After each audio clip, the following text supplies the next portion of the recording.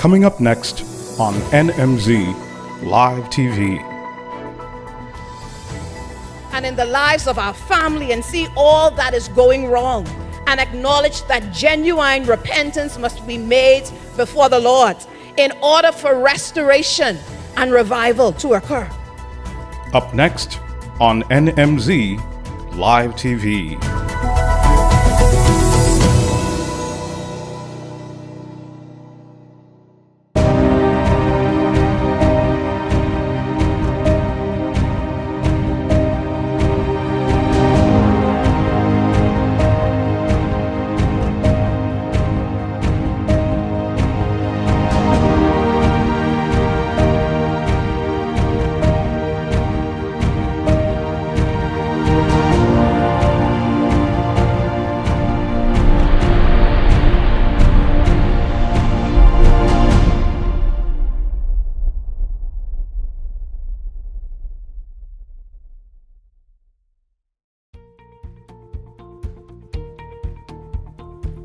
Blow the trumpet in Zion. Sound the alarm on my holy mountain. Good morning and welcome to another virtual service. My name is Pastor Cherece Evans. I'm the pastor of the women's ministry here at the New Mount Zion Missionary Baptist Church. Our senior pastor is Pastor Alfred Stewart. We are located on 590 Blue Hill Road, south of Calpin Road. You can also find us on our social media platforms such as Facebook, YouTube, and Instagram. Please remember to like and follow the various platforms. If you like the content that's coming from the New Mount Zion, please remember to share it with your family and friends. We here at Mount Zion believe in giving to the poor and needy. We believe in being doers of the word and not only hearers of the word. If you wish to partner with us financially, I invite you to contact us via WhatsApp. Our number is 341-3726. That's 341-3726. Or you just may want to find out more information about the church, the various services we provide. You can call us. Our number is 341-1804. That's 341-1804. Or you can email us at new.mount.zion@gmail.com. That's new.mount.zion@gmail.com. The message for this morning is entitled, The Prerequisite for Restoration and Revival. But before that message is preached, we'll be blessed with a selection by the praise team.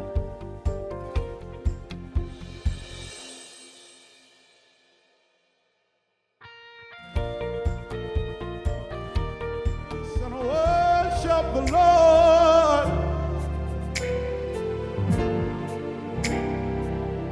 We praise you, Lord, yeah. This is for everyone that loves him.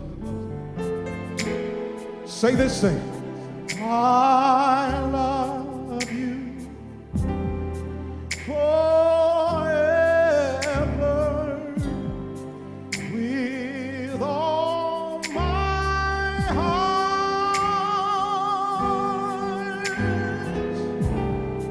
I love you forever, forever you're my king. We say to him, say, I love you forever, with all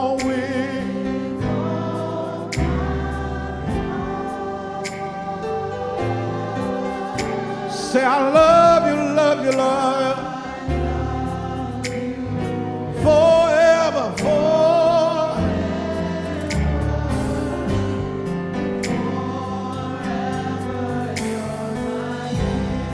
say it again, say, I love you, Lord, yes I do. Forever, forever, forever, with all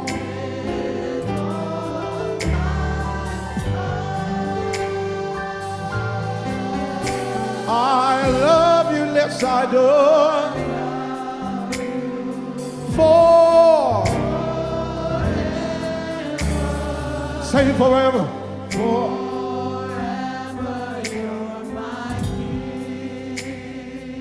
These are for the people that don't know the song. Say, I love you. One more time, say forever. Come on, say with all my heart.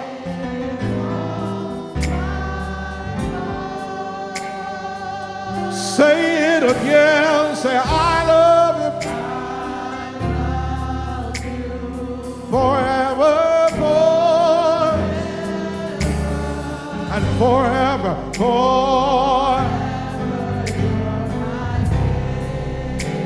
Come on, this is what we say. Your mercy, say, oh,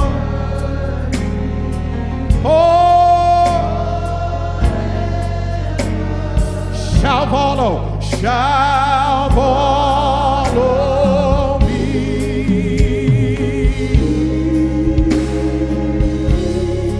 Your mercy forever.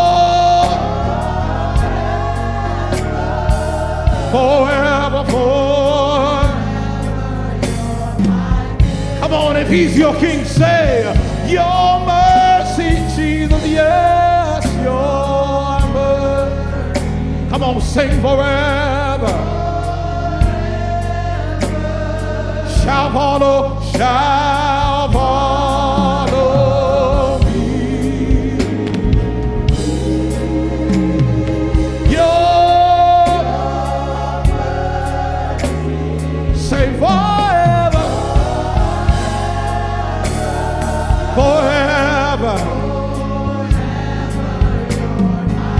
Come on, Zion, we sing one more. Say, we give him all the glory. Say, all the glory.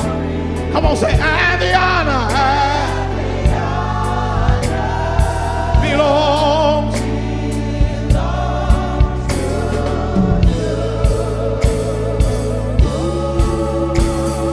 Say, your the glory and the honor. Forever. Come on, lift your hands in the building. Come on, praise him. Say, all the glory, Lord, and the honor belongs to you.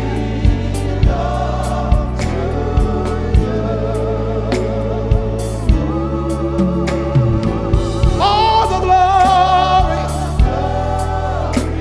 and the honor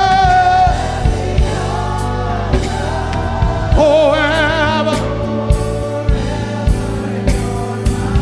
Come on, right there, everybody, just give him glory, give him praise. Somebody worship the Lord. Hallelujah, we bless your name, oh Jesus. We praise your name. We bless your name. Hallelujah, Jesus, yeah.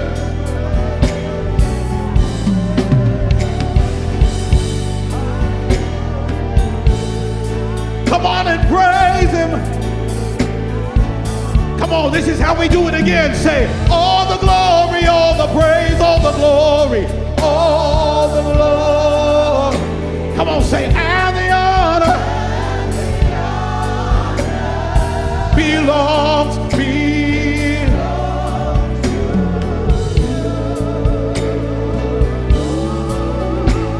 All the glory, Lord, and the honor to Jesus forever.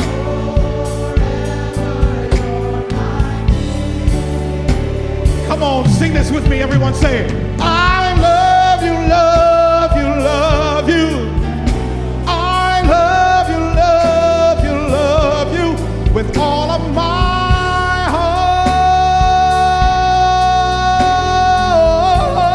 heart. Say, I love you. I love you, love you. I love you, love you, love you with all of my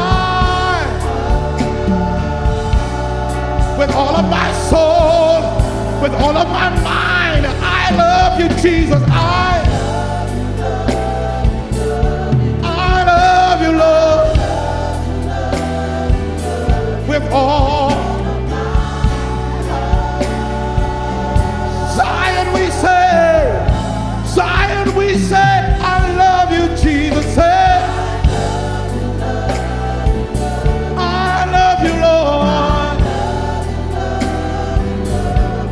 With all of my heart.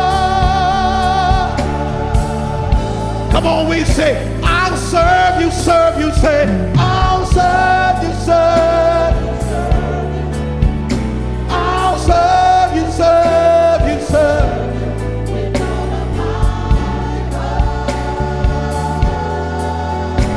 Yes, say I'll serve you, serve.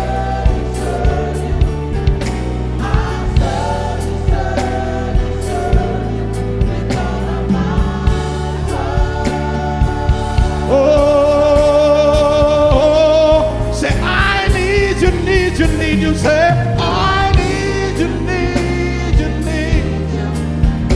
I need you, need with all.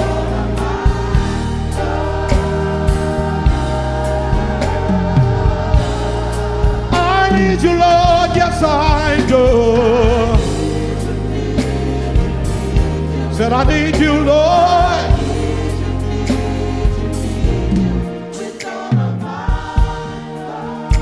I love you forever, forever you're my King. Say forever you're. Say forever, forever, Lord.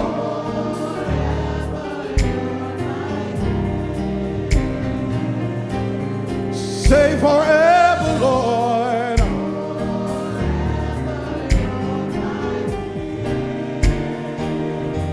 Come on, say forever, forever. One more time, we say forever.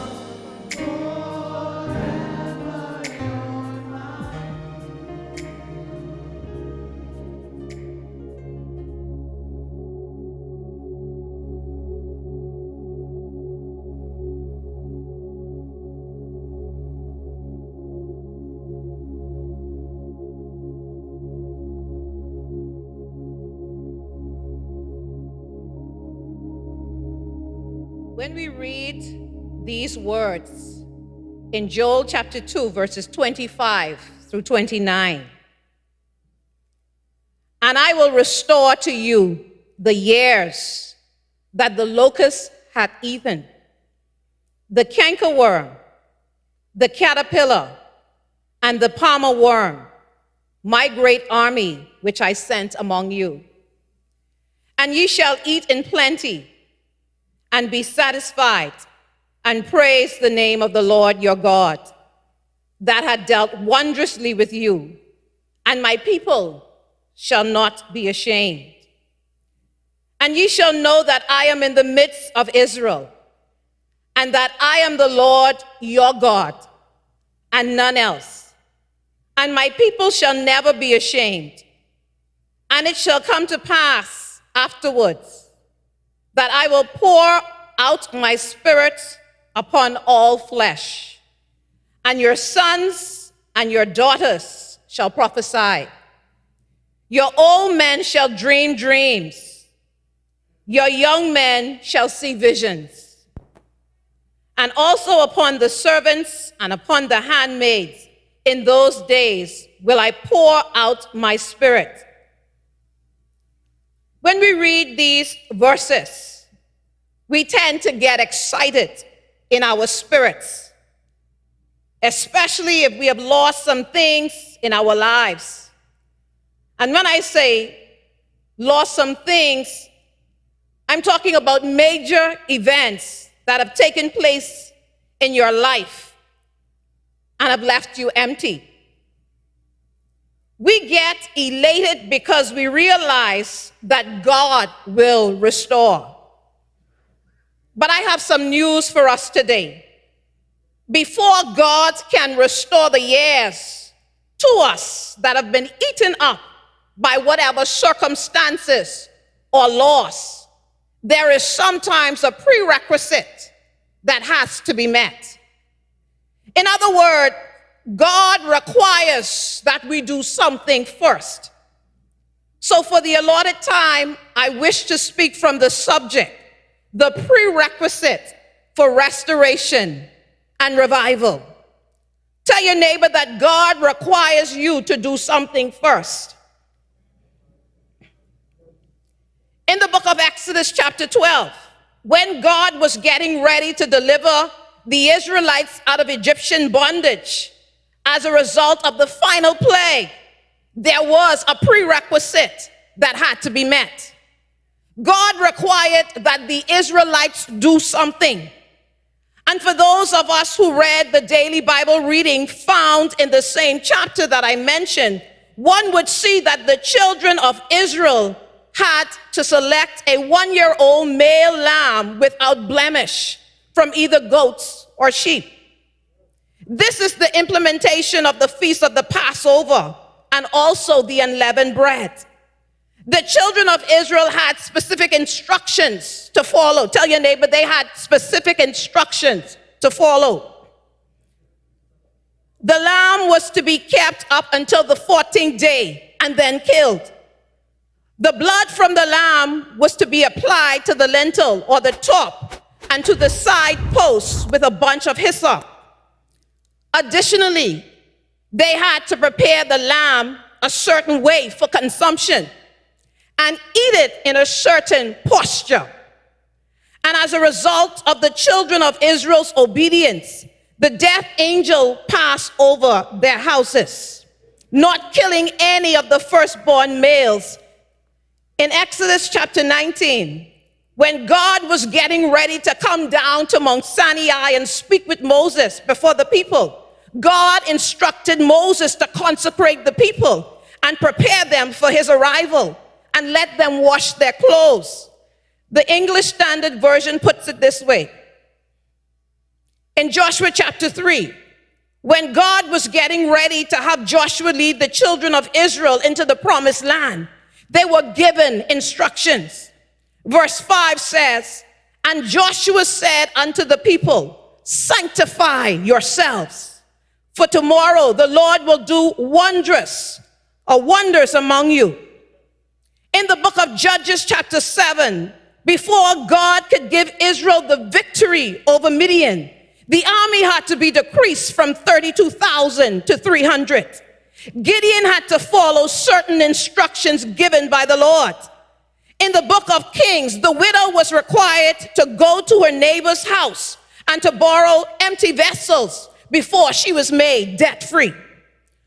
So in the book of Joel, there is a prerequisite that has to be met before God restored Israel and sent revival. In order for us to understand why the children of Israel needed restoration, we need to go back to Joel chapter 1. In verse 1 of the chapter, we are introduced to the writer of the book, Joel, the son of Pethuel. The name Joel is made up of two Hebrew words, Yahweh, meaning Lord, and El, meaning God. So the name Joel means the Lord is God. So first of all, God was reminding the children of Israel that the Lord is God. Look at your neighbor and remind them that in spite of what they're going through, that the Lord is God. He does not change. He is still God. Verses 2 and 3 reads as follows. "Hear this, ye old men, and give ear, all ye inhabitants of the land. Had this been in your days, or even in the days of your fathers, tell your children of it, and let your children tell their children, and their children another generation, The easy to read version puts it this way: leaders, listen to this message. Listen to me, all you people who live in the land. Has anything like this ever happened in your life? Did anything like this happen during your father's lifetime? You will tell these things to your children, and your children will tell their children, and your grandchildren will tell the people of the next generation.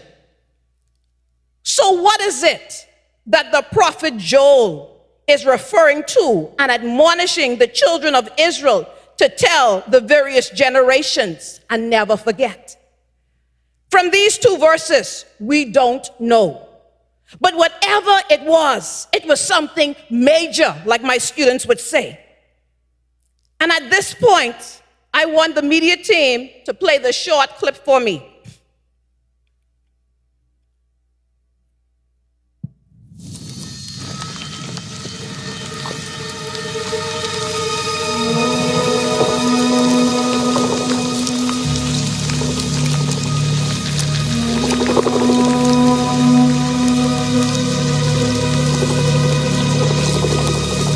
There is no other species on the planet that responds as quickly and as dramatically to the good times as the desert locust. Eggs that have remained in the ground for 20 years begin to hatch.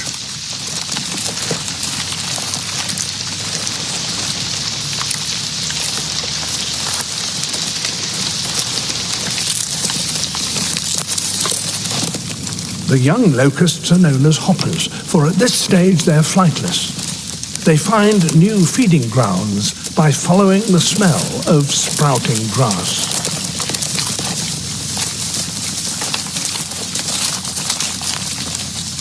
Normally, it takes 4 weeks for hoppers to become adults. But when the conditions are right, as now, their development switches to the fast track.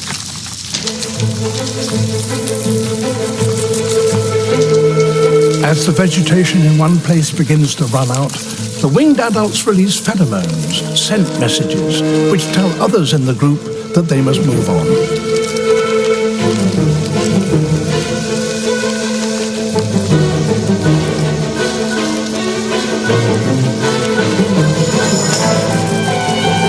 And when groups merge, they form a swarm.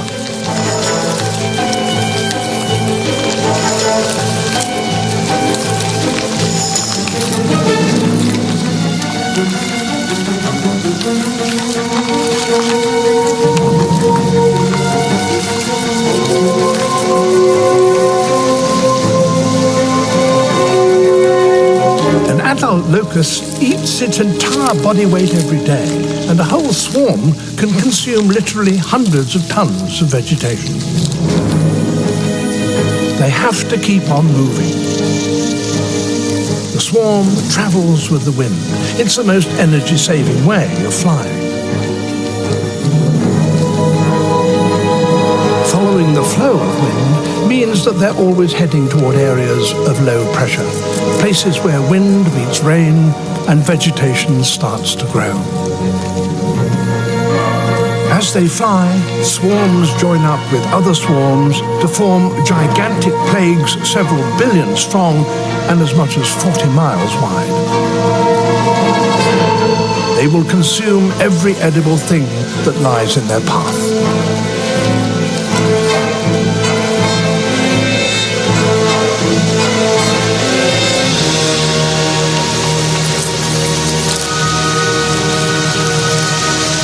This is one of planet Earth's greatest spectacles. It's rarely seen on this scale, and it won't last long. Once the food has gone, the steady roar of a billion beating locust wings will once again be replaced by nothing more than the sound of the desert wind.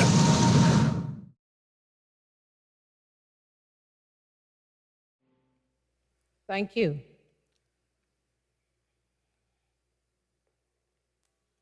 I wanted the clip to be played to give us a visual, to help us better understand what is going on in the text, or what had already happened in the text. verse 4 says, that which the palmer had left had the locust eaten. And that which the locust had left had the canker worm eaten. And that which the canker worm had left had the caterpillar eaten. The easy-to-read version puts it this way: what the cutting locust has left, the swarming locust has eaten. And what the swarming locust had left, had the hopping locust eaten. And what the hopping locust had left, the destroying locust had eaten. So we see from verse 4 that there had been a locust invasion in the land. I wanted us to get a visual so that we would have a better understanding of the devastation that a locust invasion could leave behind.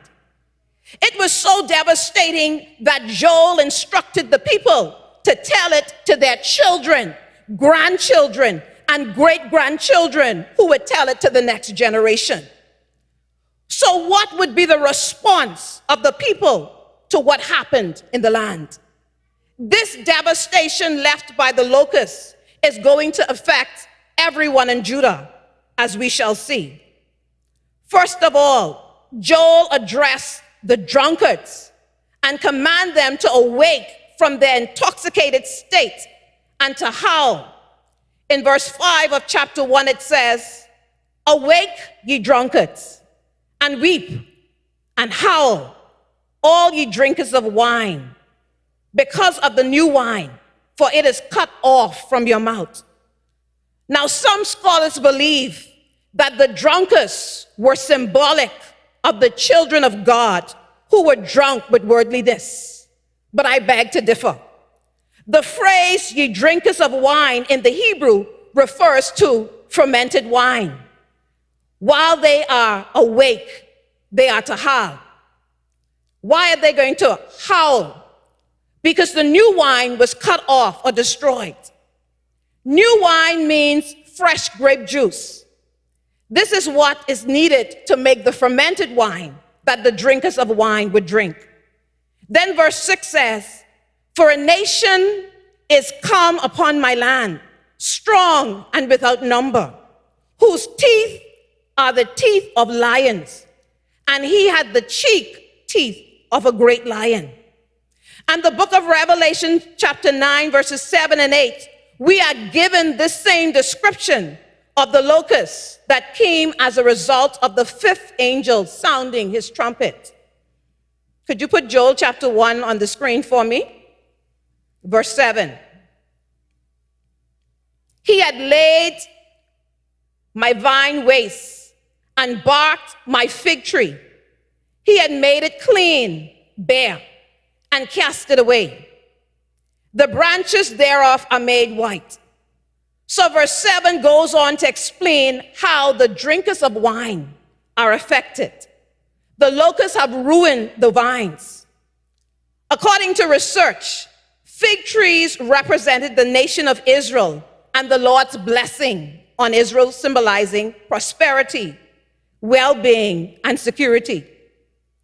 So the fig tree being clean and bare, and the branches white, can also be symbolic of the prosperity and security of Judah, that Judah has no more.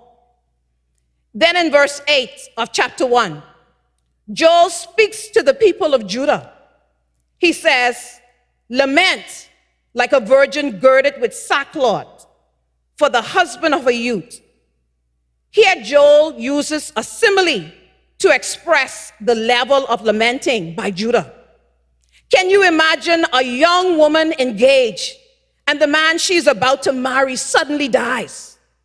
Can you imagine the level of grief that young woman experiences?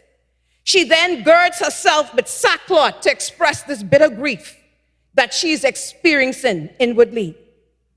This is the kind of lamenting that Joel tells Judah to express. He says, we are to bemoan like a virgin, in verse 9. Then in verse 10, the priests are also mourning because the meat offering and the drink offering is cut off from the house of the Lord. The field was wasted. the land mourneth, for the corn is wasted. The new wine is dried up, the oil languishes. This locust devastation affected the priests because the meat offering was a bloodless offering. It didn't consist of animal meat. It consisted of flour and oil. It could have been baked or just given to the priests in its raw form by the people. The priests were also allowed to keep and eat a portion of the grain and the oil. This offering was also given when Aaron became high priest, once in the morning and once in the evening. The meat offering was also accompanied with the drink offering, which was wine offered by the priests. But the Bible says the new wine had dried up. So this is why the priest was mourning. Verses 11 through 13 continues to give more details on how the devastation affected the land and the people. It reads as following. I'm reading from the easy-to-read version. Be sad, farmers. Cry loudly for the grapes, for the wheat, and for the barley, because the harvest in the field is ruined. The vines have become dry, and the fig tree is dying. All the trees in the field, the pomegranates, the palm, the apple, have withered. And happiness among the people has died. Priests, put on your sackcloth and cry loudly. Servants of the altar, cry loudly. Servants of my God, you will sleep in sackcloth, because there will be no more grain and drink offering in God's temple. So everyone is affected, the farmers, the animals. The Bible says even the land is in mourning, and the people are no longer happy. The people can no longer present their meat offering to the priests because the necessary ingredients are no longer available. And this has a domino effect on the priests, who would not be able to fulfill their priestly duty in the temple, as well as not be able to get their portion of food to sustain them, according to Leviticus chapter 2 and 6. This was why the priests were mourning. Verses 3 through 13 shows the state of Judah and its inhabitant as a result of the nation's sin. But God cannot restore to them what they have lost as a result of the locust invasion. God cannot send a revival to the land. What is it that God requires from Judah? What is the answer or the prescription to Judah's current state? Joel gives the answer in verse 14. Verse 14 of chapter 1 says, sanctify ye a fast, call a solemn assembly, gather the elders and all the inhabitants of the land into the house of the Lord your God, and cry out to the Lord. So from this verse, we can infer that Judah had sinned against God.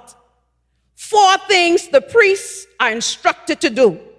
And notice, it just wasn't for the priests and the leaders. It was for all the inhabitants of the land. Everyone was to show up, and not just show up, but to cry out to the Lord. The phrase cry out is to shriek, which means a high-pitched piercing sound or words, especially an expression of pain. In verses 15 through 20, the people are to recognize that the judgment of the Lord is upon them as they cry out in repentance to him. What are the signs? Reading from verse 16. Has not the food been cut off before our very eyes? Joy and gladness from the house of our God. The seed are shriveled beneath the clods. The storehouses are in ruin. The granaries have been broken down, for the grain has dried up. How the cattle mourn. The herds mill about because they have no pasture. Even the flock of sheep are suffering. To you, Lord, I call, for fire has devoured the pastures in the wilderness, and flames have burned up all the trees of the field.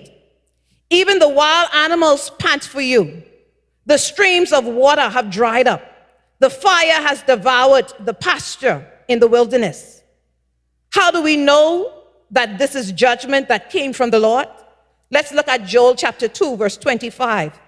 And it says, I will restore to you the years that the locust had eaten, the cankerworm, the caterpillar, and the palmer worm, my great army, which I sent among you. So we see that this locust invasion, the judgment of the Lord, it came from God. He says, my great army, which I sent among you. Then in chapter 2, starting at verses 12 through 17, God speaks to the people. It says, therefore also now, saith the Lord, turn ye even to me with all your heart, and with fasting, and with weeping, and with mourning, and rend your hearts and not your garments. God says, I don't want tradition. I don't want the going through of the emotions.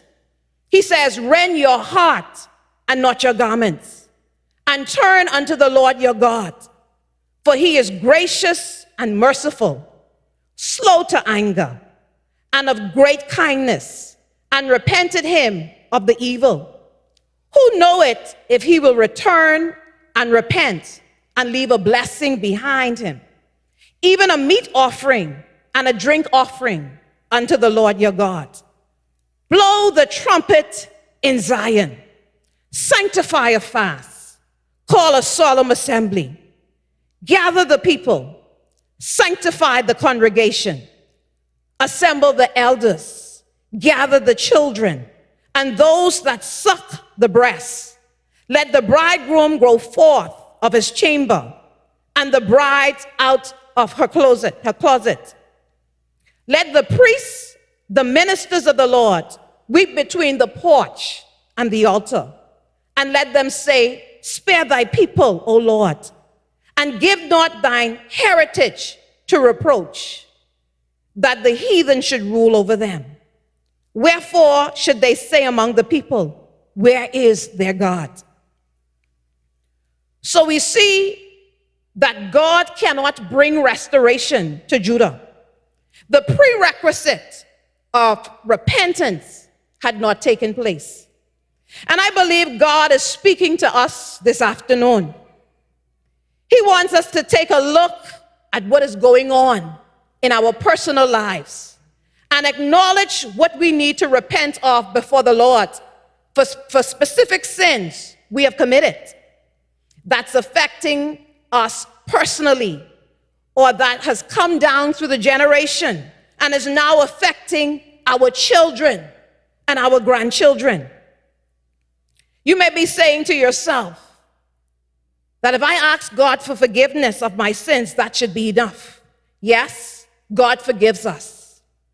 But there are times in our lives when we can see the repercussion of specific sins showing up in our families.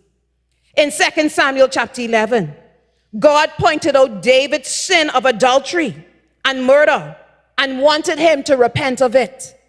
In Ezra chapter 9 and 10, the men of Israel had to repent for marrying pagan women. In 1 Corinthians 5, verses 1 through 11, there was a young man who was sleeping with his father's wife. In John chapter 4, there was a Samaritan woman who was involved with a man who was not her husband, and Jesus had to point that out. The children of Judah were able to look around and see everything that was going wrong as a result of the locust invasion. We too must be able to look at our lives and in the lives of our family and see all that is going wrong and acknowledge that genuine repentance must be made before the Lord in order for restoration and revival to occur. This is no time to look at others and draw conclusions about their situation. God wants us to focus on ourselves and not others in this moment. God wants to bring restoration to our homes. Tell your neighbor, God wants to bring restoration to your home. Like Judah, he wants to restore unto you the years that the locust, the cankerworm, the caterpillar, the palmer worms have eaten. God says, and ye shall not be ashamed. You shall know that I am in the midst of your family, and I, the Lord your God, and you are the people, shall never be ashamed.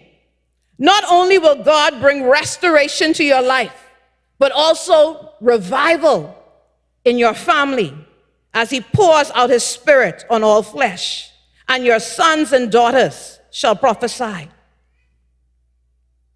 At this moment, I want each of us to stand and lift up our hearts in prayers of repentance to the Lord.